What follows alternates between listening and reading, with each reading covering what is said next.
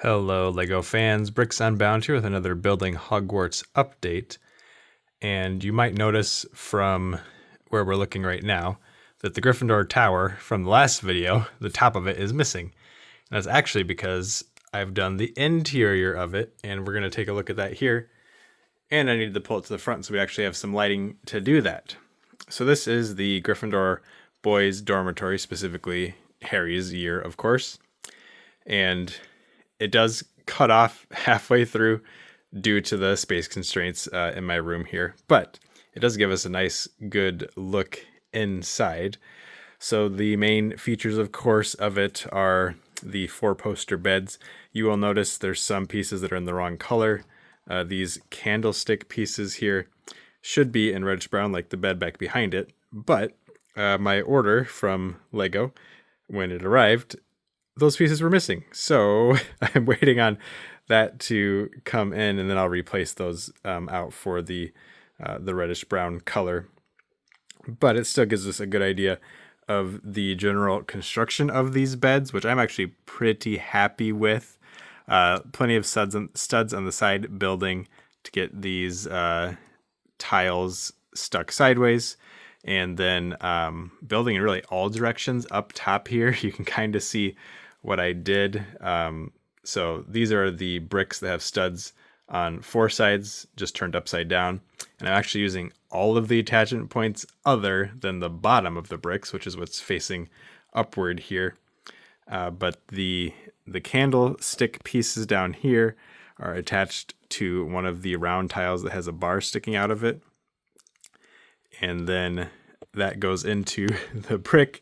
And then I have these bars going off to the sides, which is what I'm actually hanging the curtains from.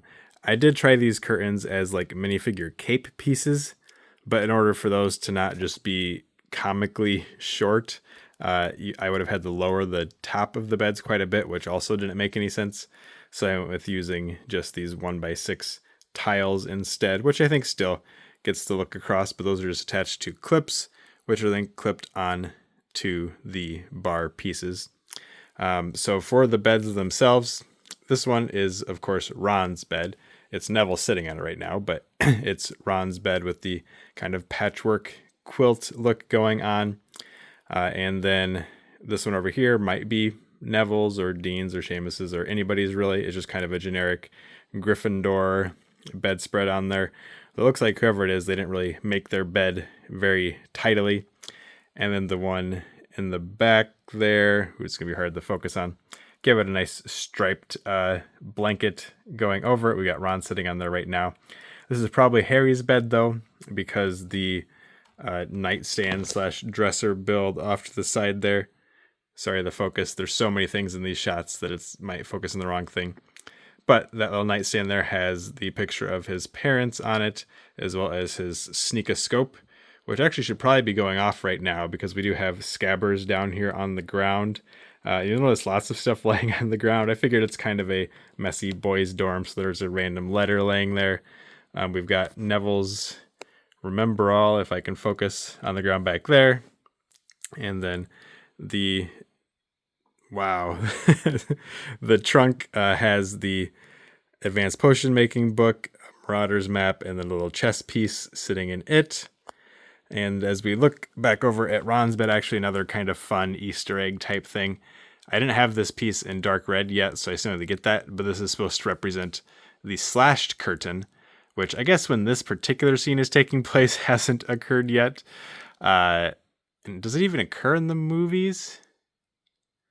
I don't think so. But anyway, Ron is asleep in his bed, and then Sirius Black shows up and cuts up and open the hangings around his bed with a knife. So that's why that one is just drastically shorter than the other ones. So the, I guess, timeline of this scene doesn't necessarily make sense since we also still have scabbers down here. And then I'm actually pretty happy with this, I guess, stove here, this wood burning stove to keep the room warm. It's a pretty simple build, but I really like how the glow turned out looking in there. So this piece that the glow is coming through is an astromech body in black, upside down. And then I just actually stuck the stud on the back side there. You can see it sticking out.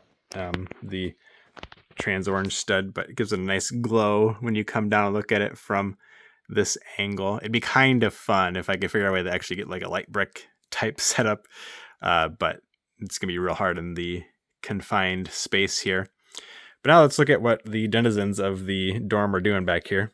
So this is a scene from the third Harry Potter film where they are eating some candy that doesn't exist in the books, but it makes them into they don't turn into animals, but they start making the animal noises.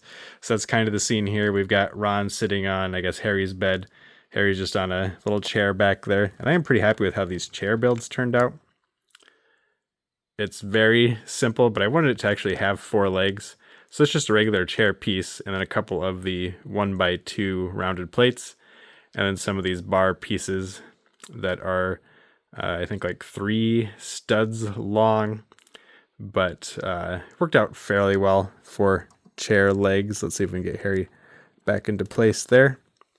But the boys of the dormitory are eating various candies that make them make noises. So we got Seamus up there sitting on top of the dresser by Ron's bed.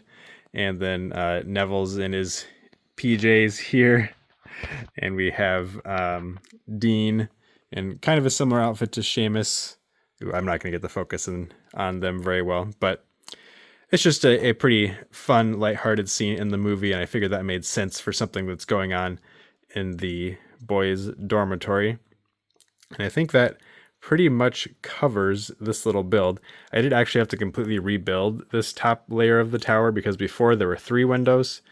One would have been right here and then another one kind of over here. So they were essentially behind where the beds are at, which didn't work out spacing wise. And I think this actually works better having the windows spaced so they fill up the gaps in between the beds there. I wouldn't mind having some more like hangings and things on the walls. I just wanted to just need to figure out exactly how I want to do that. I would presumably just be attached to the walls, but that will do it for this update. I hope you liked this. I'm pretty happy with how it turned out. I like all the small details, and I'll be swapping in the correctly colored pieces once they arrive, but wanted to get this video out so everybody could see what I have been working on. Thank you for watching, and please keep coming back for more videos.